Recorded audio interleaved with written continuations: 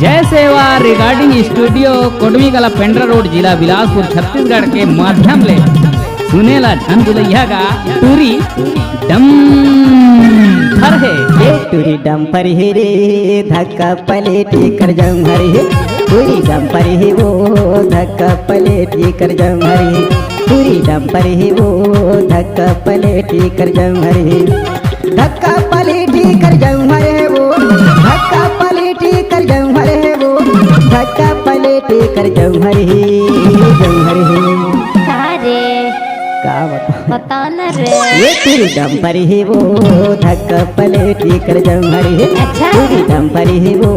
धक्का पलेटी कर जाऊं हरी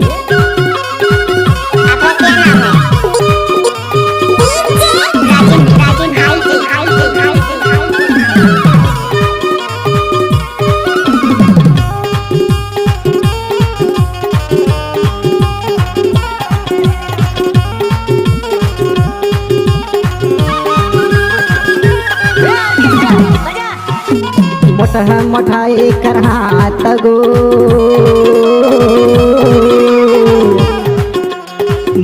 मोठा कर हाथ गो पूरा मनी देखत हमें दांत नी पोरे टूरी डम पर ही क्या मोटो हरे अरे सुन तो जाने मान मार दूंगी रे तेरे को मैं ये टूरी डम पर ही वो धक्का पलेटी कर जाऊं हरी टूरी डम पर ही वो धक्का पलेटी कर जाऊं हरी टूरी डम पर ही वो